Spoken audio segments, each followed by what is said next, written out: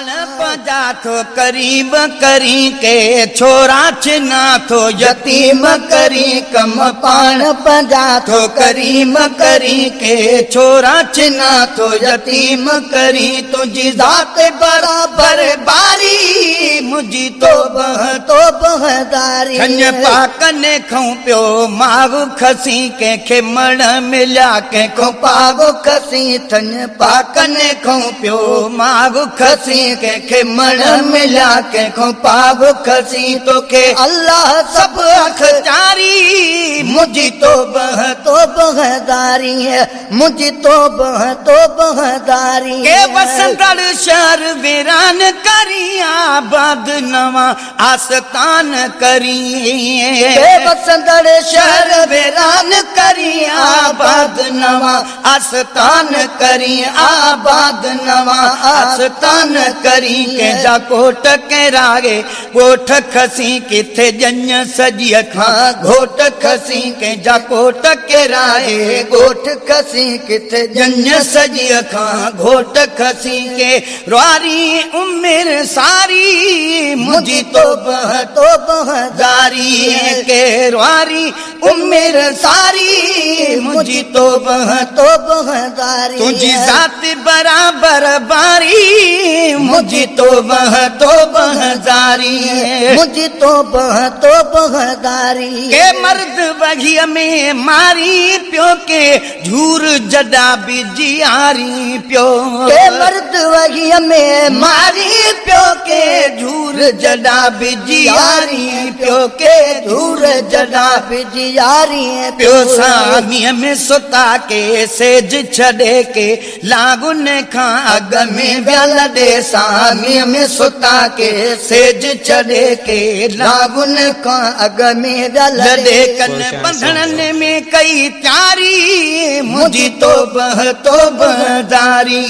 मुझी तो बहदारी तुझी ज़ात बराबर बारी मुझी तो बहदारी मुझी तो बहदारी एक में कन खे आजादी आ किथे लाश लटिन किथे शादी आ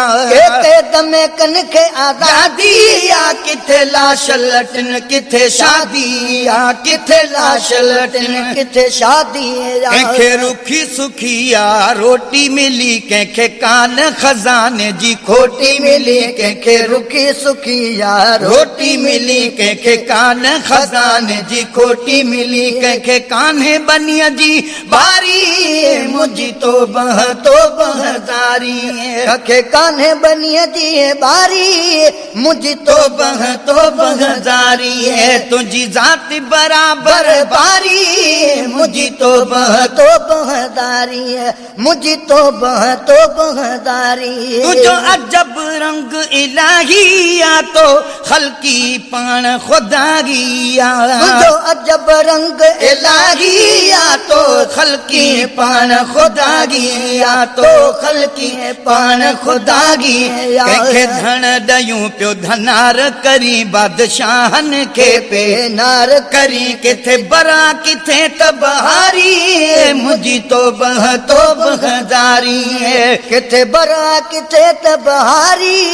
मुझी तो बहदारी हाजी सफर खे तार ॾिनई पंहिंजे प्यारे नबीअ जो प्यारो ॾिनई हाजी सफर खे तार ॾिनई पंहिंजे प्यारे नबीअ जो प्यारो ॾिनई पंहिंजे प्यारे नबीअ जो प्यारो ॾिनई शुक्रान वॾा सना खान कई मुते मालिक ही एहसान कई शुक्रान वॾा सना खान कई मुते मालिक ही एहसान कई वतनात मां पढ़ंदो प्यारी मुझी तो बहदारी तुझी ज़ात बराबर बारी मुझी तो बहदारी कम पान पंजा थो करीम करी के छोरा छिना थो यतीम करी तुझी ज़ात बराबर बारी मुझी तो बहदारी है तुझी ज़ात बराबर बारी मुझी तो बहदारी।